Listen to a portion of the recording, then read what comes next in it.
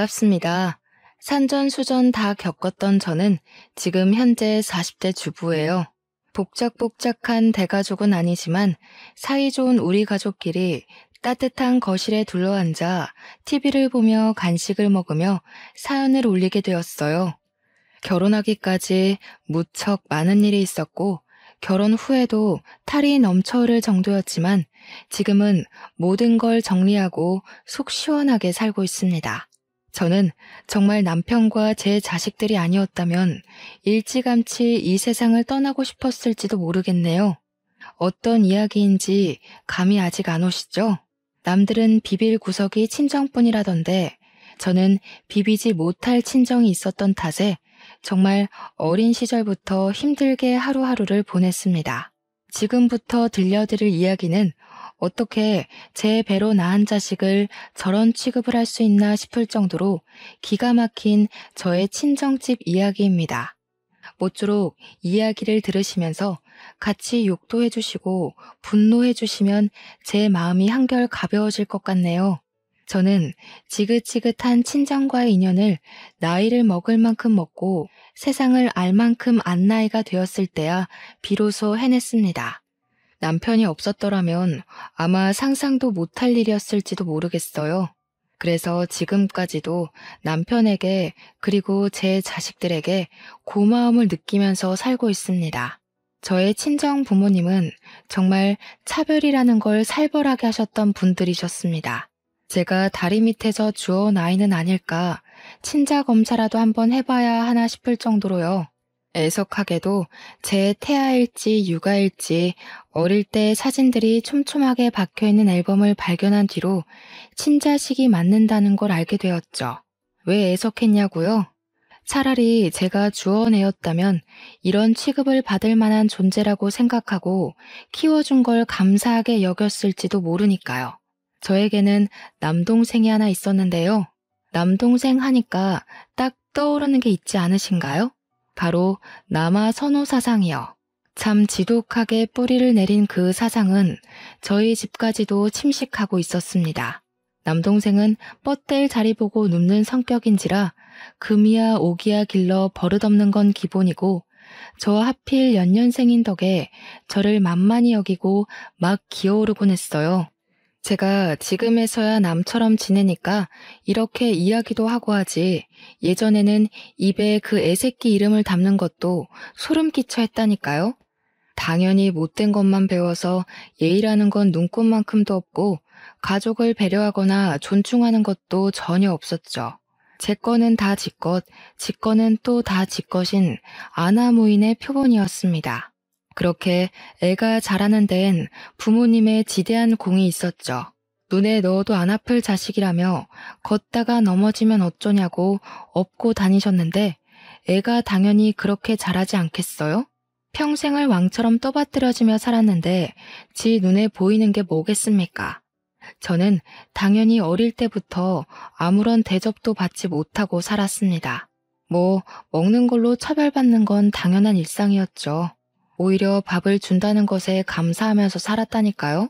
남동생이 외식하고 싶다, 이거 먹고 싶다 하면 사다 바치느라 제가 학교에서 늦게 오거나 친구들이랑 놀다가 끼니를 놓치면 그냥 굶어야 했어요. 물론 제 동생이 밤 12시에도 통닭이 먹고 싶다 하면 우리 아버지 한달음에 나가 사오셨지만 제가 먹고 싶다고 하면 살찐다고 들어가서 잠이나 자라고 했죠.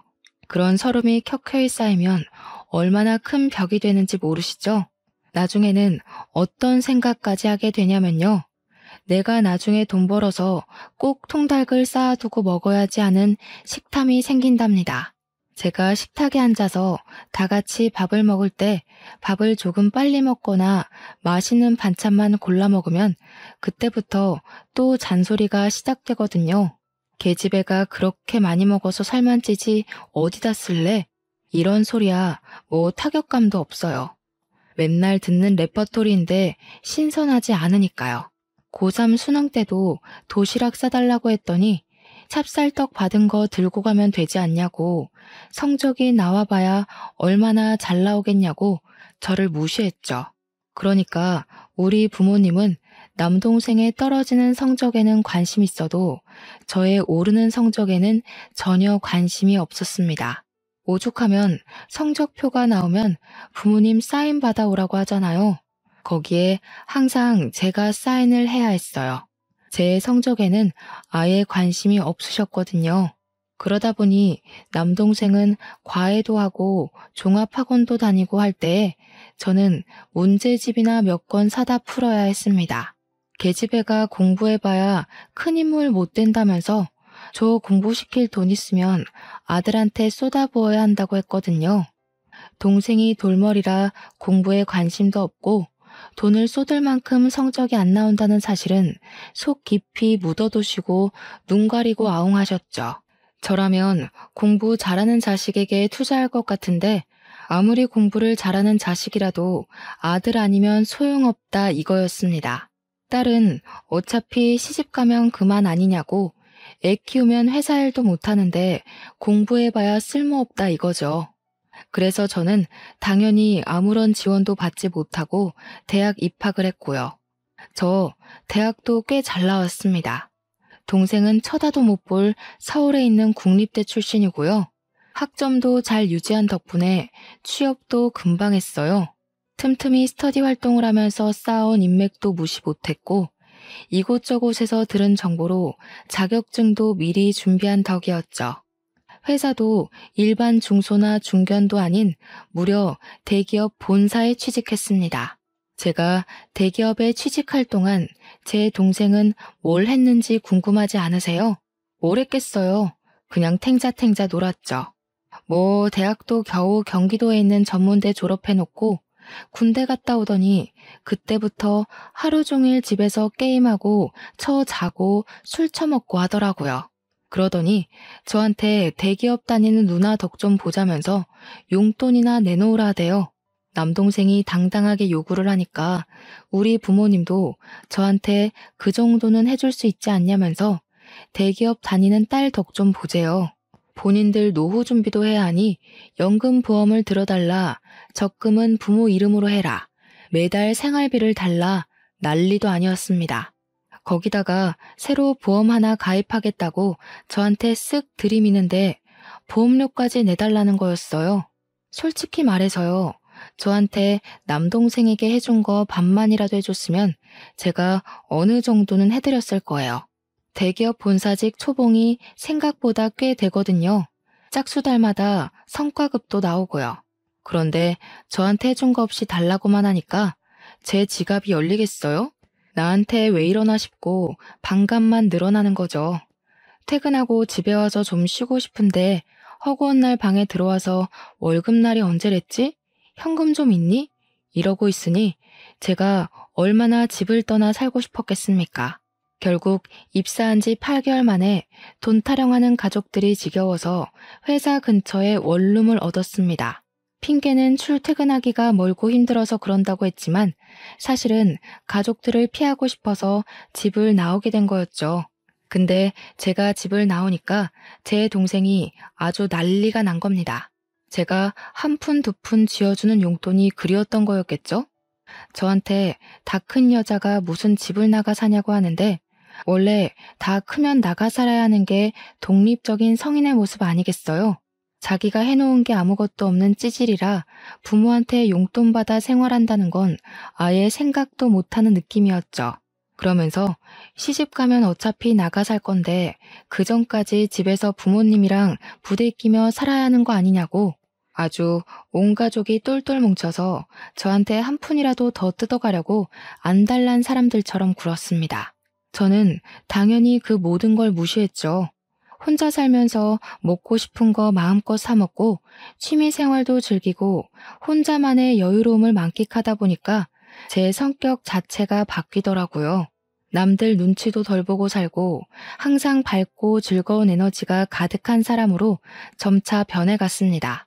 삭막하고 불편한 집에서 살다가 오롯이 저만을 위한 공간을 가지니 사람이 달라져요, 정말. 그런 저를 예쁘게 봐주시던 옆팀 과장님이 저에게 은근슬쩍 데이트 신청을 해왔고 평소에 꽤 서글서글한 인상으로 인기가 많았던 분이라 저도 좋다고 했어요. 그분은 제가 입사했을 때부터 눈여겨봤다고 하시면서 요즘 들어 기분이 좋아 보이길래 혹시 남자친구 생긴 건 아닐까 조바심이 났다고 하더라고요. 저는 그동안 꽤 우울한 인상이었나 봐요. 그래서 연애도 한번 못 해봤던 걸지도 모르죠.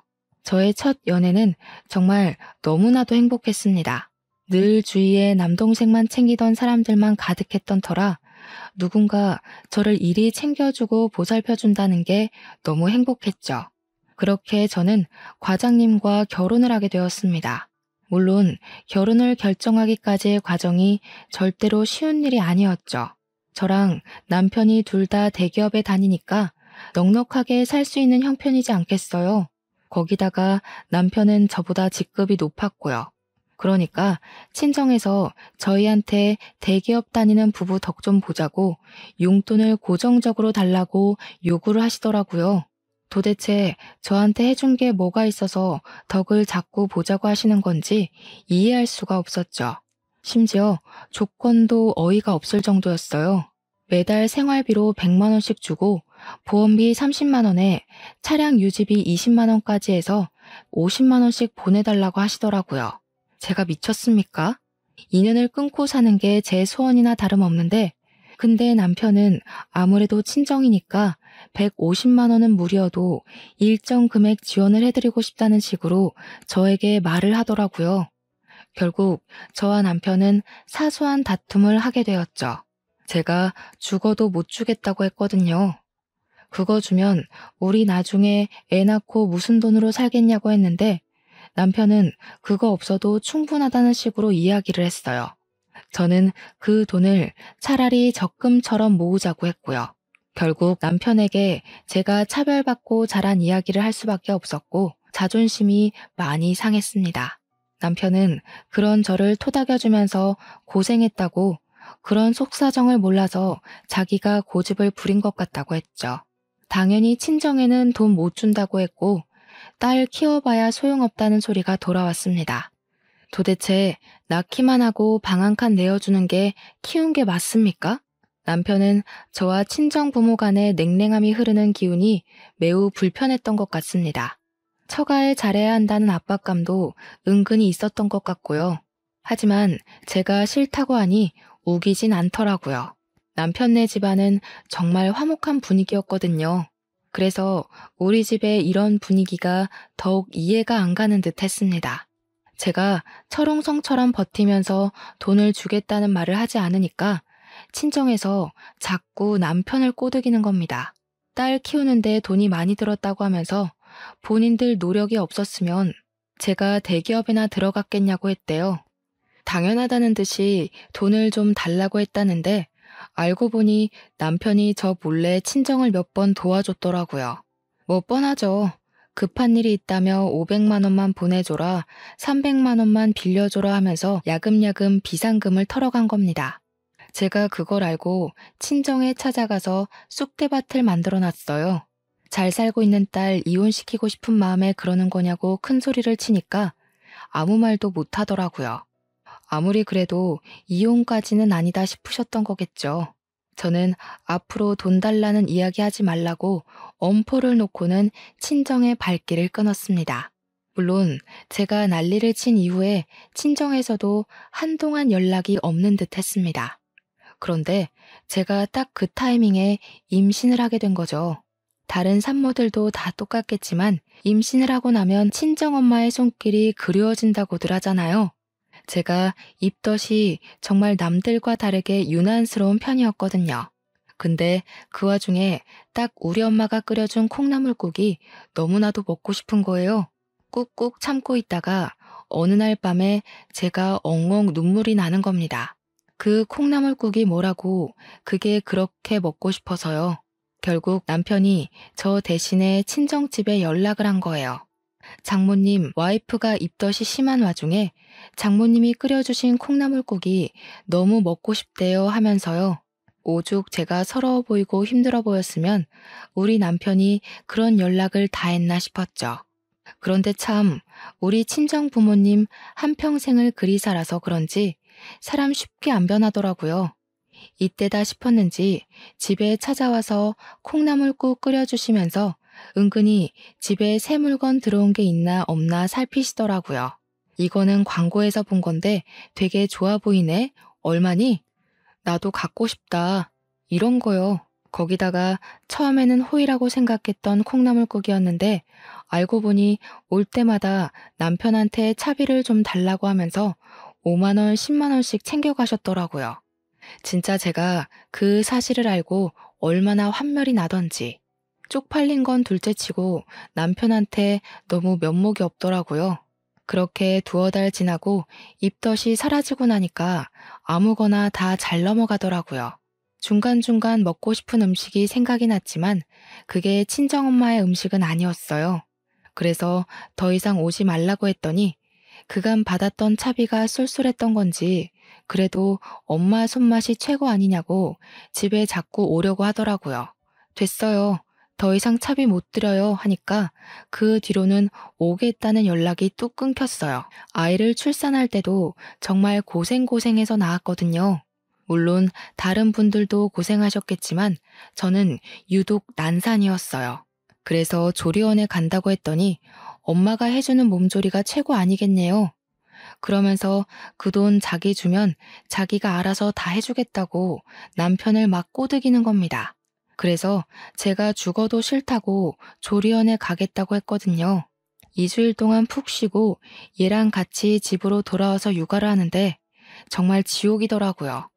잠을 못 자서 코피를 쏟아본 게 태어나서 처음이었습니다. 수능 볼 때도 코피를 쏟아본 적이 없었거든요. 그걸 보다 못한 남편이 결국 또 친정에 SOS를 치게 된 것입니다. 아무래도 시어머니보다야 친정어머니가 낫지 않겠냐는 마음에서 한 일인데 저는 차라리 시댁이 나았을 것 같아요. 친정엄마가 오자마자 남편에게 월 100만 원씩 주라고 그러면 애를 봐주겠다고 했대요.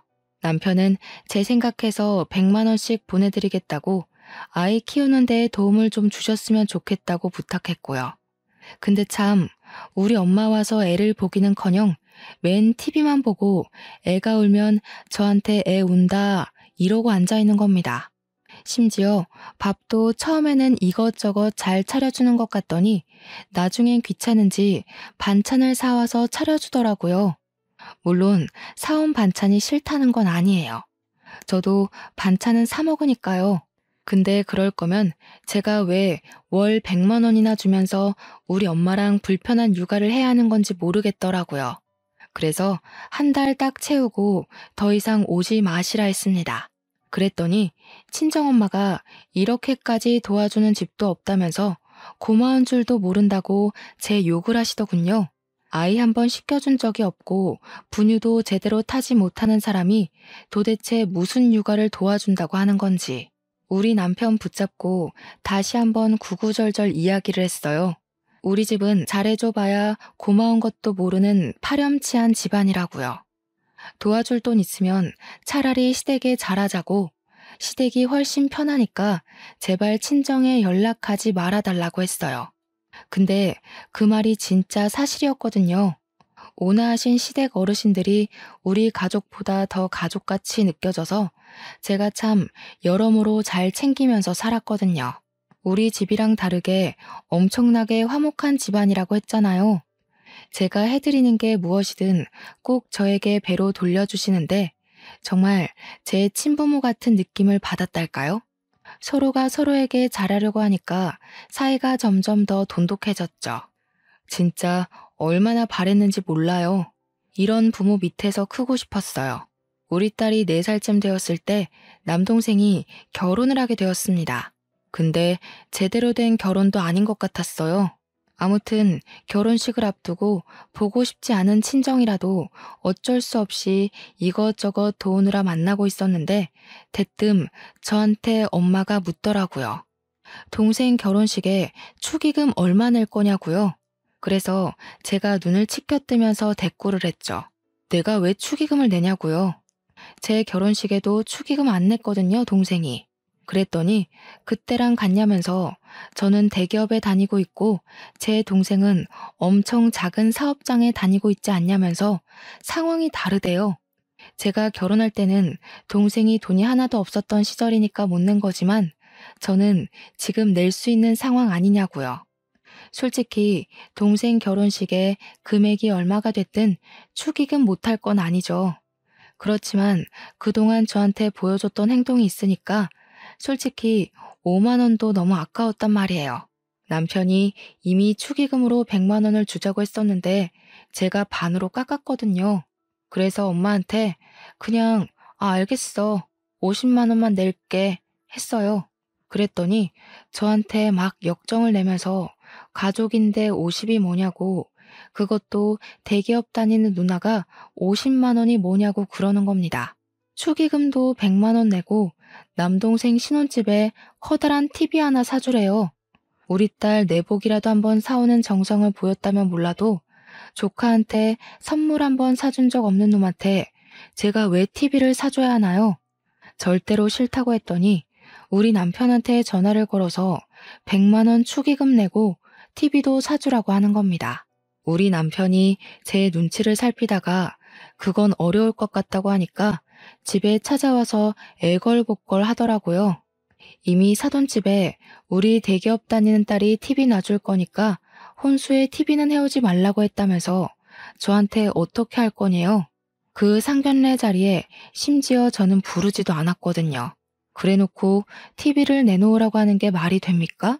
죽어도 못 해준다고 했죠. 그러니까 저보고 못된 년이라고 난리를 치더니 결국 엄마가 TV를 해줬더라고요. 저 결혼할 때는 진짜 아무것도 안 해줬거든요. 그 흔한 휴지 한 팩도 안 사주신 분입니다. 진짜 미치도록 짜증이 났지만 저는 참고 넘어갔어요. 애초에 그런 사람이었으니까 더는 기대하지 말자. 정말 이제는 연락도 하지 말자. 몇 번이나 되새김질하면서 결혼식에 참석을 했습니다. 결혼식 당일에서야 옳게 될 사람을 처음 만났다는 게 믿어지실까요? 신부 대기실에서 저를 보고 깜짝 놀라서 해외에 나가 있는 줄 알았다고, 어쩜 얼굴 한 번을 못 볼 수가 있냐고 아쉽다고 하더군요.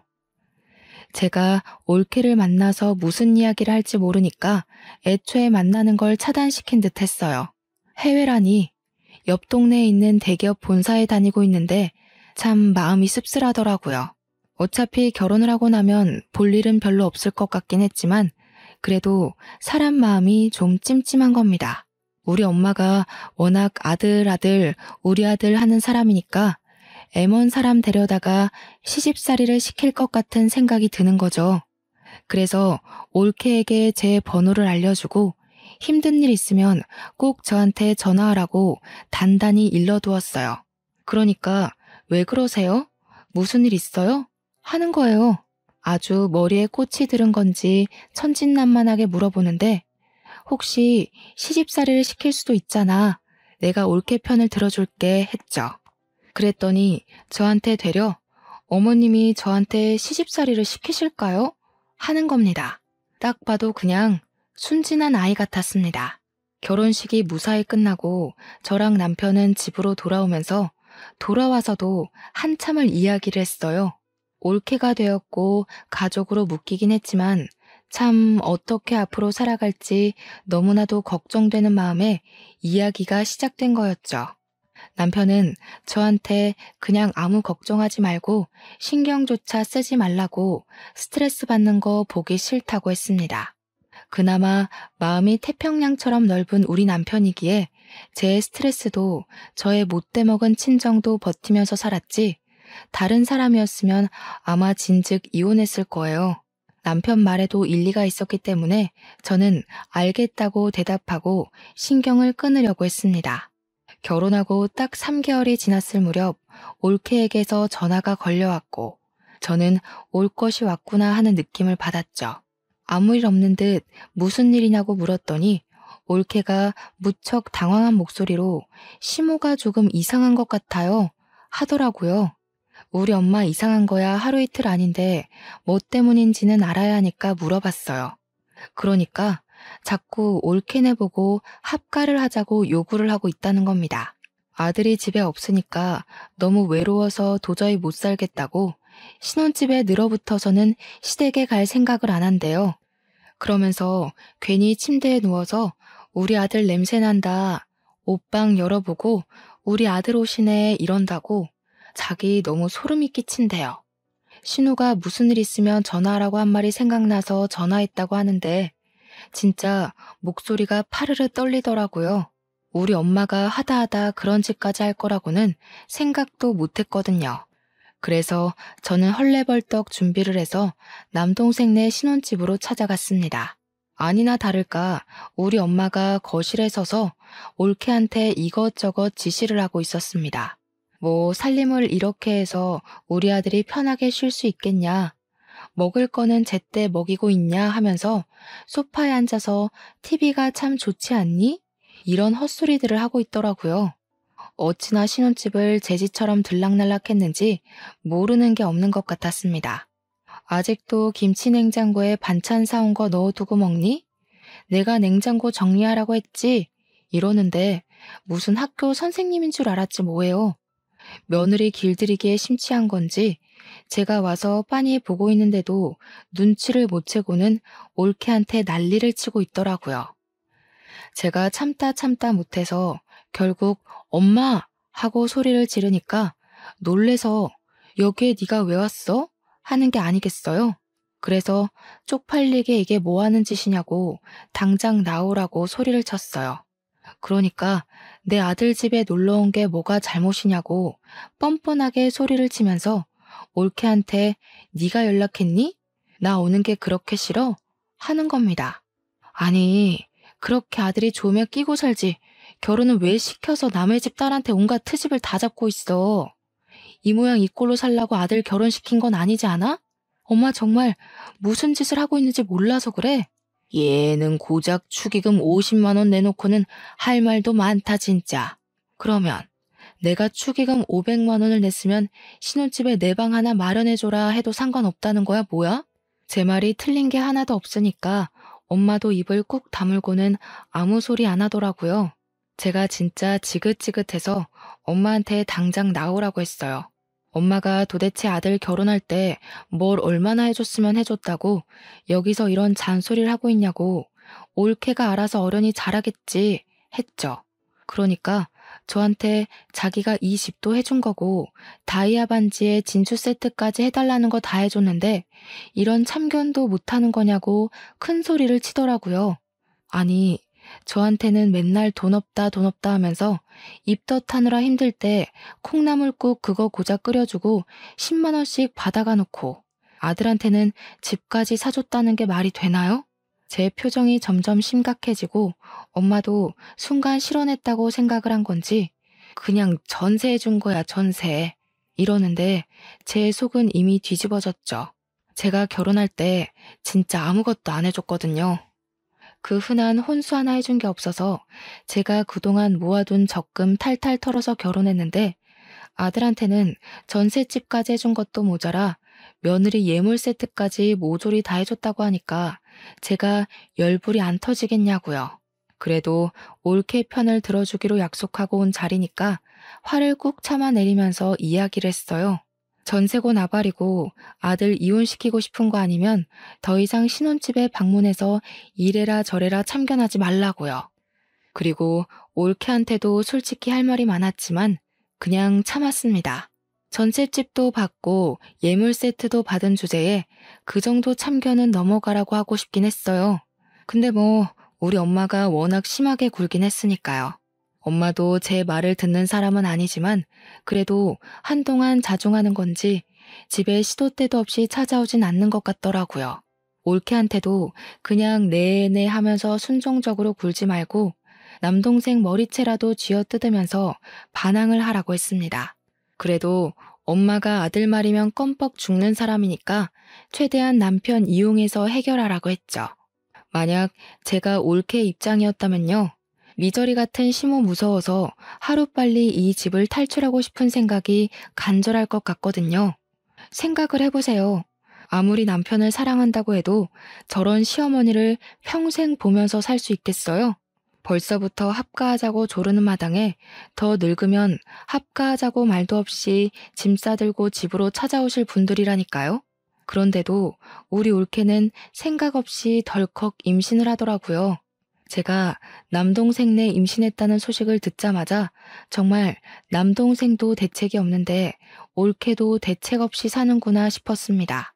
한 가지 다행인 건 올케의 자궁이 약해서 임신 기간 내내 안정을 취해야 한다는 이야기를 들었다는 거예요. 그 덕에 우리 엄마가 신혼집에 방문해서 올케를 구박하거나 스트레스를 주는 일이 완전히 멈췄다는 거죠. 아들의 자식이 잘못될까봐 신혼집 방문을 아예 끊어버린 겁니다. 저는 뭐 답답하면서도 이왕 임신까지 한 마당에 아이 잘 낳고 잘 키워보라고 덕담을 해주었습니다. 그런데 문제는 여기서부터 시작이 되었습니다. 올케가 힘든 10개월의 임신 기간을 거치고 아들을 낳게 된 거죠. 하지만 우리 친정의 남아 선호 사상이 얼마나 대단한지 저는 알고 있지만 우리 올케는 차마 몰랐던 거죠. 3대 독자인 내 남동생의 하나뿐인 아들이니까 무려 4대 독자 아니겠습니까? 친정엄마가 거의 올케한테서 아이를 빼앗다시피 해가지고 우리 아들 내 새끼 했다는데 올케는 자기 아들인데 맨날 시모가 애를 데리고 사라지니까 열이 받는 거죠.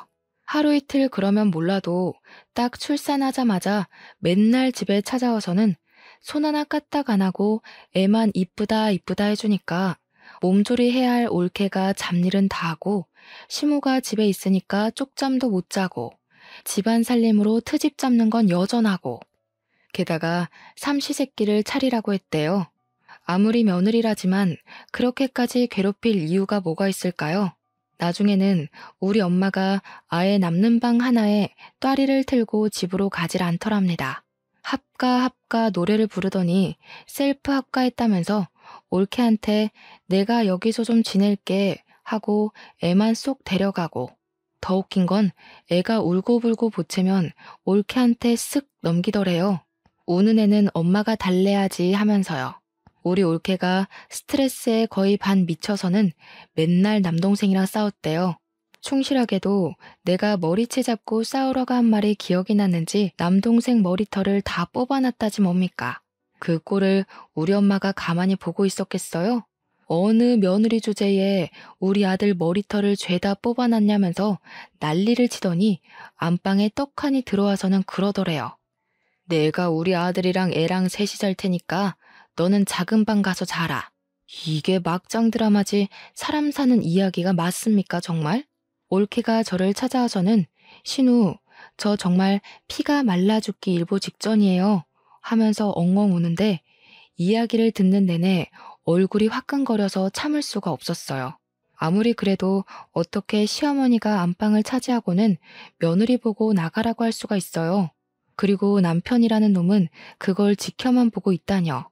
이건 정말 유튜브 사연으로 끝낼 게 아니라 공중파 막장 드라마에 충분히 나와도 될 소재 아닌가요?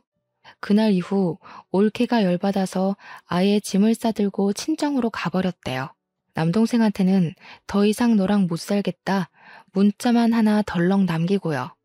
정말 저는 이 꼴이 언젠간 나올 거라고 예상은 했지만 올케가 애도 버리고 몸만 그렇게 덜렁 나가버릴 줄은 꿈에도 생각 못했습니다. 우리 엄마가 저 산후조리를 도와줄 때 봐서 이미 알고 있긴 했지만 애를 잘 보는 사람은 전혀 아니거든요. 그냥 애를 예뻐해 줄 줄만 알았지 애가 뭐가 필요하고 어떤 걸 찾는지 전혀 모르는 사람이다 이 말입니다. 애가 아프다고 울어도 배고픈 줄 알고 분유만 주고 기저귀 갈아달라고 우는데 심심해서 우는 줄 알고 모빌이나 틀어주니까 애가 제정신이겠어요? 하루 종일 울기만 빽빽 울어대고 우리 엄마는 아무것도 몰라서 이걸 어쩌냐 저걸 어쩌냐 하고 있고 웃긴 게 그러면서도 올케한테 곧 죽어도 잘못했다, 참견 안 하겠다, 돌아와라 이런 말은 안 하더라고요. 올케는 오히려 친정으로 도망친 이후에 산후조리도 제대로 하면서 몸관리, 정신관리 제대로 하고 있는 듯 보였고요. 조카는 아프다고 우는데 우리 엄마는 분유만 콸콸 쏟아부었고 연약한 조카는 결국 장염에 걸려서 탈수 증세를 보이고 병원에 입원을 하게 되었습니다. 병원에서도 애가 이렇게 열이 나고 토하고 설사를 하는데 보호자분은 뭐 하셨어요? 하는데 남동생도 엄마도 아무 말 못하고 멍하니 있더라고요. 결국은 한 발 굽히고 들어가야겠다며 엄마가 제 앞에서 올케한테 전화를 걸어서 며느리야, 이제 그만 돌아와라 하시더라고요. 저는 손이 발이 되도록 빌어도 올까 말까 한 사람을 저렇게 무미건조하게 불러서야 되겠나 싶었죠. 올케도 저랑 같은 마음이었던 건지 죽어도 안 가겠다고 딱 잘라서 이혼할 테니까 아들이나 끼고 평생 행복하게 사세요 하고 끄는 거예요. 그러더니 남동생한테는 전화해서 시댁이랑 인연 끊겠다고 선언하지 않는 이상 죽어도 너랑 같이 안 산다고 했대요. 저는 차라리 속 시원하다 생각했습니다. 아들이라면 끔뻑 죽는 엄마가 아들 없이 평생을 살아야 한다. 이게 바로 제가 생각한 최고의 복수가 아닐까요? 상상만 해도 고소했어요. 우리 엄마는 남동생이 엄마랑 안 보고 살아야 돌아오겠대 라고 하자마자 며느리한테 전화 걸어서 쌍욕을 하기 시작했습니다. 우리 올케 보고 며느리 주제에 왜 이렇게 빳빳하게 구냐고 시어미가 전화해서 돌아오라고 했으면 나부탁에 돌아오겠습니다 하라고요. 며느리가 이러니까 집안 꼴이 그따위로 돌아가는 거 아니겠니? 내가 돌아오라고 굽히고 들어갔으면 쿵짝이 맞게 돌아오겠다고 해야 하는 거 아니냐고. 도대체 너네 집에서 자식 교육을 어떻게 시켰길래 며느리 주제에 시어른 무서운 거 모르고 집을 나가냐는 말이야. 너네 부모님이 그렇게 가르치든? 사돈 어른들도 아주 자식 교육을 잘못 시켰어. 옆에서 보고 있던 저는 낱말할 처지가 아닐 텐데 하고 생각했지만 굳이 입 밖으로 꺼내진 않았습니다. 남동생은 자기 마누라가 시자 노릇하는 엄마한테 욕을 먹고 있는데도 왜? 안 온대? 언제 온대? 진짜 안 온대? 이런 말이나 반복하고 있었고요. 결국 올케의 전화통화를 엿듣고 있던 사돈어른이 노발대발 난리가 난 겁니다. 서로 스피커폰으로 싸우는지 소리가 왕왕 울리는데 살벌하게 싸우시더라고요. 어디 자식 교육을 운운하실 처지가 되냐? 그 집 아들도 뭐 하나 제대로 못하는 바보 천지던데 너네 집이나 잘 돌봐라. 지금 말 다 했냐? 어디 우리 귀한 아들을 욕하고 앉아있냐? 너네 딸이 살림 더럽게 못하더라. 이러면서요. 남동생은 그제야 지금 우리 장모님이랑 싸우는 거야? 엄마 미쳤어? 이러는데 우리 엄마는 당장 이혼해 하면서 소리 지르고 결국에는 올케가 이혼하겠다고 두 손 두 발 다 들었습니다. 그제야 남동생이 올케한테 시댁이랑 인연을 끊고 살겠다고 한 모양인데 뭐 자기들 마음대로 쉽게 끊어질 인연이 아니라는 걸 올케도 깨달았겠죠. 애도 포기할 테니까 이혼만 해주라고 난리 법석을 떨고 올케네 집사람들이 다 찾아와서 남동생한테 도장 찍으라고 협박도 했나 봐요. 결국 울며 겨자 먹기로 남동생은 이혼 서류에 도장을 찍어줄 수밖에 없었고 호라비가 되었습니다. 때마침 전세 계약도 끝나가는 시점이라 전세금 빼서 엄마 품으로 다시 돌아갔더라고요. 남동생은 일을 해야 하니까 엄마가 애를 하루 종일 돌봐야 하는 육아 전담이 된 것이죠. 근데 육아라는 게 젊은 사람들이 하기에도 보통 힘든 일이 아니잖아요. 그러니까 저한테 애를 데리고 와서는 저보고 애를 좀 키워주라면서 툭하니 조카를 던지고 가는 게 아니겠어요. 저는 무슨 일 안 하는 사람 취급을 하는데 너무 어이가 없더라고요. 주말에만 좀 봐주라면서 토요일 새벽부터 찾아와서 자고 있는 애를 던져주고 가는데 남동생도 주말에 쉬거든요. 우리 아들은 주말에 푹 쉬어야 된다. 이런 마인드가 아직도 남아 있었던 거죠. 저도 황금 같은 주말 시간 6살 된 우리 딸이랑 놀아주기도 바쁜데 뭐 이쁜 구석이 있다고 조카까지 봐야 하냐 이 말입니다. 저는 바로 친정으로 달려가서 애를 던져주고 나왔습니다. 제가 친정에 정신 차리고 준비해서 가니까 이미 자기들끼리 소고기 구워 먹고 파티하고 있더라고요. 제가 어이가 없어서 네 애를 왜 나한테 봐달라 그러냐고 남동생 품에 안겨줬어요. 애를 키울 자신이 없으면 올케한테 보내던가 아니면 고아원을 보내. 이년이 미쳤나? 어디 우리 4대 독자를 다른 데 보내라고 해. 거기다가 뭐? 고아원? 이 못된 계집애가? 나는 그럼 무슨 보모야? 내가 육아 도우미야? 나한테 맡겼단 바. 아주 올케네 집에 찾아가서 애 키우라고 주고 올 거니까. 그러더니 집에 찾아오진 않고 그 뒤로 전화로 앓는 소리만 끙끙 내더라고요. 듣기 싫어서 바로 차단해버렸습니다. 제가 차단하니까 우리 남편한테 전화해서 들들 볶아대는데 무시하라고 했어요. 그러던 어느 날 은근슬쩍 우리 남동생이 남편 보고 인도네시아에 무슨 사업 투자를 해보라고 했다는 거예요. 조카 이야기하다가 뜬금없이 한 소리라 남편이 당황해서 뭐라고? 하니까 자기가 무슨 투자 설명회를 다녀왔는데 곧 상장하는 기업이라고 했대요. 이미 해외에서는 탄탄한 회사라면서 모아둔 돈 있으면 투자 한번 해보라고 했다는 겁니다. 그래서 제가 낌새가 0 이상해서 회사를 검색도 해보고 저희 회사 해외 영업부 친구한테 물어도 봤는데 그런 회사는 모른다고 하더라고요. 남편한테도 그거 사기 아니냐고 하니까 남편도 사기가 맞는 것 같다고 했어요.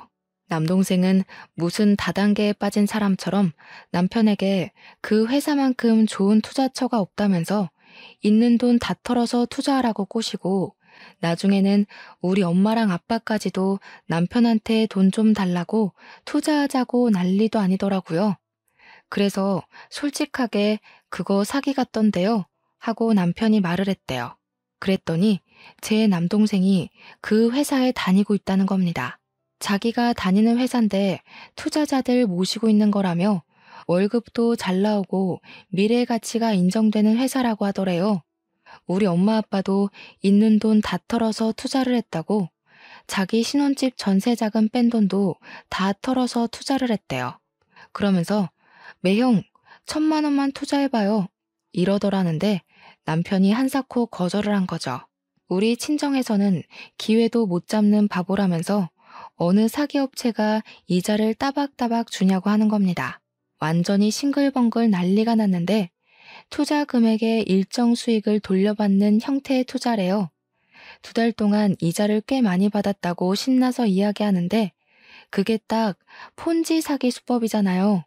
제가 지금이라도 발 빼라, 그거 사기 맞는다고 이야기했는데 저한테 멍청한 것 평생 은행 이자나 받아먹으면서 살라고 하더군요. 투자 금액에 비례해서 이자가 지급되다 보니까 친정 식구들이 눈이 돌아서 집 담보대출까지 받아서 억 단위의 돈을 더 쏟아부은 거예요. 그런데 정말 딱 4개월 만에 회사가 종이 조각이 되어 사라진 거죠.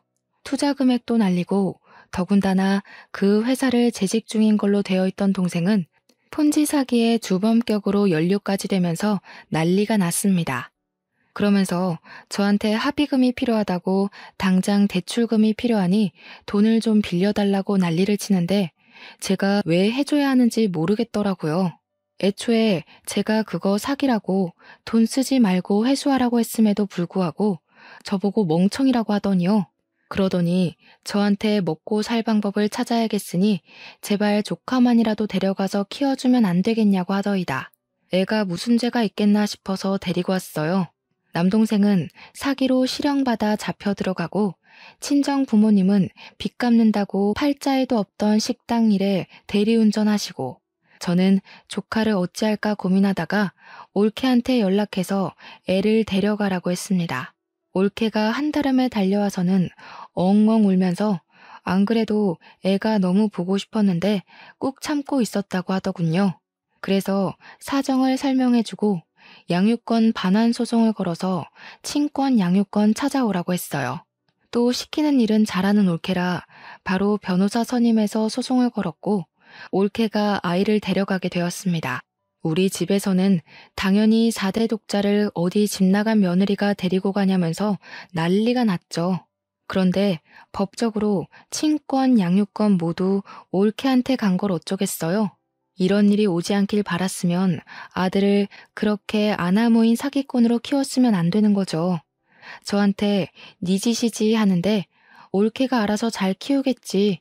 그냥 포기하라 했습니다.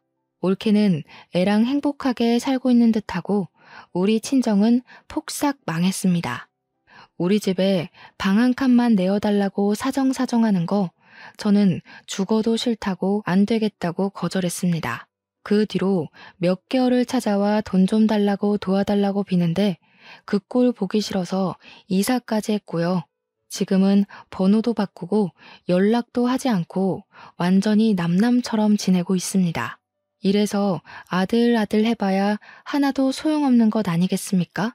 만약 저에게 고기 반찬만 해줬어도, 산후조리만 똑바로 해줬어도, 돈 달라고 강짜만 놓지 않았어도 도와주고도 남았을지도 모르죠.